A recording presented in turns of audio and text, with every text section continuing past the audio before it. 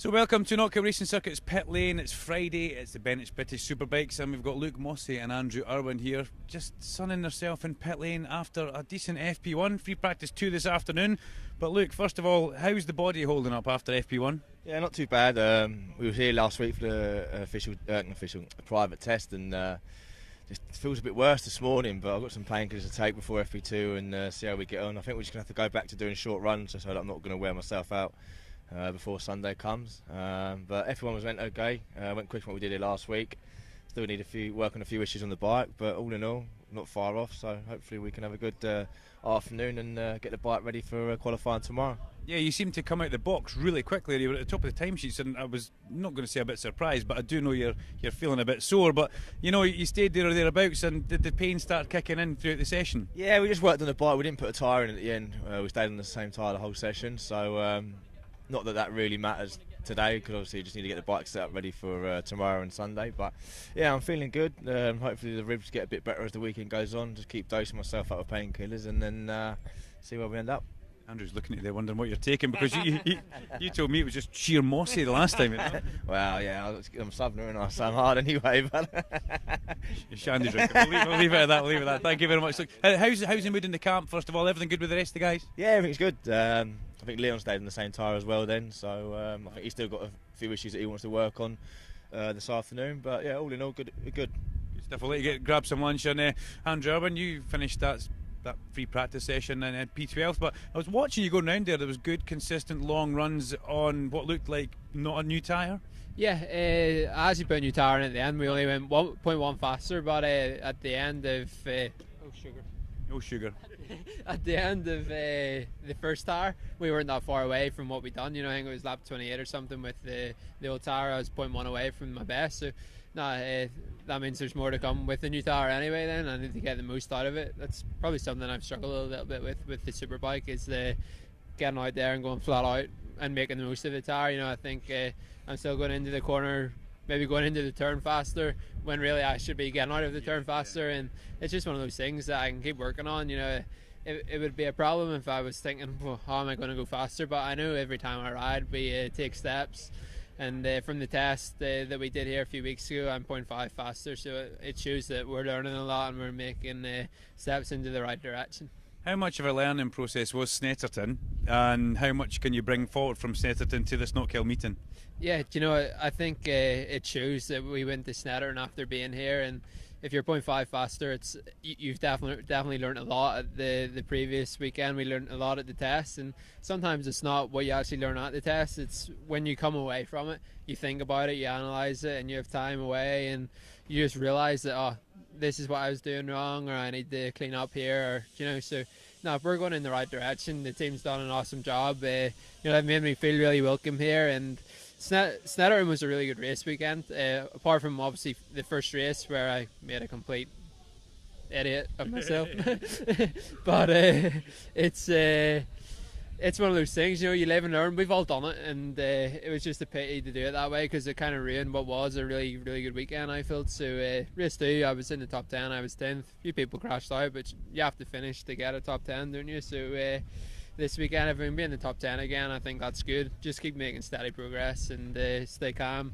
Go calm and collective. That's my problem. I get too excited at times and I get a little bit loose, but you know how it is. I'm enjoying it. I'm loving it. I'm loving being back in BSB, loving the Ducati.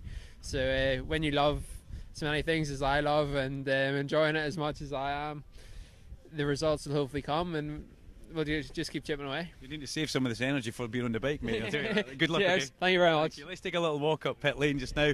We spoke with Andrew there. We've spoke with Luke Mossey down there. We're looking now, taking a selfie of himself on the pit wall, which is always pretty nice. He'll be sending that back home. We've got Brad Ray up the back of the garage there.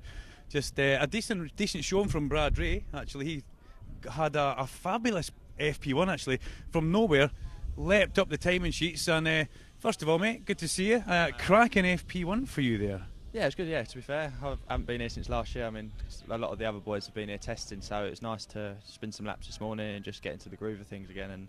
And yeah, obviously the new surface is a big improvement, and I quite enjoy it. Did you get any feedback from any of your friends that are riders that had been here about the track? Yeah, quite a few. I mean, they said obviously it's a lot smoother. A lot of the bumps have gone. the track's a lot faster. And straight away, I mean, last year I qualified on a 48.8 and straight into the 47.8. So I don't feel like I'm pushing as fast, but the times are there. So it's obviously a massive improvement on the track, and yeah, I'm enjoying it. And obviously the sun's out. And what did you do for FP1? Did you have new rubber in the bike, or did you stay on a consistent old tyre? At first we just went with the harder option, and then right at the end we just done 3 laps on the softer one just to see what it done with the bike and understand it. And yeah, straight away we got a fairly good feeling, and we just got to keep working the way we are, and hopefully the sun stays out and just keep working. You need to watch yourself with your nose. You need to get some sun cream on. This Scottish sun's quite vicious. It is up here, isn't it? Yeah. Okay, have a good FP2. We'll catch up with you later on. Thank you very much. That's Brad Ray there. As we see Jake Dixon's bike's in there. We see Tim Seed working away at the back there, and Tim Seed, the man who does all the buttons for Jake Dixon. If Jake Dixon's needing something done with engine braking, you're guaranteed that Tim Seed will be the man to dial. And now into the McCams Yamaha here, and unfortunately Josh had a small slip off this morning at Clark Corner. They're just rebuilding that bike just now, so Josh working away, ever happy to have a little go at mechanicking himself. He's always great, loves his old motocross bikes as well. So Josh in there, busy working away with the guys. He gives a little wave and a thumbs up there. And then we come up to Honda. Dan Linfoot was going extremely well this morning. And Dennis Hobbs, circuit commentary man, had a bit of a word with Harvey Beltram. And Harvey was saying that he was delighted to see how the Hondas are going. Although Dan's got a very busy schedule coming up. He finishes here, he goes over to Suzuka for a test. He comes back, he does Goodwood. He then goes back to Suzuka. And there's then a Brands Hatch meeting involved. So it's going to be a busy time for the Honda guys there. And another thing we should point out there, Ian just showed you the bodywork for Honda. This year Honda have done everything in matte lacquer. Apparently, Harvey was telling me, that shows up better for the camera, for the pictures. There's no glare back off the actual bike itself. Danny Buchan's bikes, the FS3 guys, sitting in there just working away. Danny Buchan was brilliant. He was in the top 10 all the way. He was sitting second at one point. He would drop down. He would then get himself back up. So everything worked pretty well for Danny Buchan. And as we make our way down here, the rest of the guys there, we'll give them a nice wave to the back of the garage. Peter Hickman's at the back there. And as Peter Hickman suns himself down at the hairpin, Ian's still in about all these garages here, past Chrissy Rouse's new garage there. He's riding the Halsall bike. And we've then got the Motor Rapido guys at the end. We're going to try and have a quick word with, if we can, series director Stuart Higgs. And we'll see if he'll have a little. He's just raised his eyebrows there. He'll be shaking his head. But it's always good to catch up with Stuart Higgs. And whenever we do a Facebook Live, he's always very, very good. And it's just letting you know it's a live there as we come up towards you, Stuart. Please don't swear. You're live on Knockhill's Facebook. First of all, what an incredible morning's running we had there compared to what a difference a year makes. You know, lap records almost broken in every single class. It's looking pretty hot. Yeah, no, compliments to the circuit for the new surface. I mean, interestingly, watching the Formula One coverage, Lewis Hamilton is being less than complimentary of Silverstone's complete track resurface, whereas you know, the initial news we heard from Tess a few weeks ago, it was a good job, and that's been vindicated with this morning's lap time. So no, congratulations to all, and no, it sets it up perfectly for the weekend. I think, you know, when people have confidence in the track and can use the grip, it makes for great racing. Now, I know you're a guy that watches the weather station. You're always keen on the weather. It looks pretty good for the weekend. So, it really, once it gets rubbered in, it'll only get faster, won't it? Yeah, I guess so. I mean, the people have come up and said, "Well, I didn't know there was a bridge in that direction, but now there's 3 bridges, and we've seen the masts on the top of the Knockhill. I guess that is the Knockhill. That's the real Knockhill. Yeah, we sometimes have a fake one in there. The real Knockhill. I mean, you know, we've seen it more in elapsed time this morning than we've probably seen over the last 20 years. You know, we always joke about the weather, but to be fair, I mean, we've had not a bad run, but this is just you know, taking it to the next level, and the venue's greatly presented, and no, it's looking good. How are things within the championship? Because it looks like it's going from strength to strength. Yeah, I mean, we have to keep our feet on the ground, but we're in a good place. Obviously, it's tremendously sad what happened to Shane Byrne in testing prior to Snetterton, that's taken him out ostensibly for the rest of the season, and you know, he's fighting to recover, not just to come back, but you know, perhaps from a career point of view. So that's kind of taken the wind out of our sails a little bit. But Leon Haslam is, you know, was marching forward regardless. But I mean, Snetterton was was the start of what we call like the ground war of the championship, the run into the end of the main season with a race every fortnight or so, and that's where the podium points are amassed, which are critical when we get to the showdown phase. But I mean, the Snetterton races, and Snetterton gives us not bad racing, but not always those knife edge finishes. But we saw 2 cracking races there. I mean, you couldn't have separated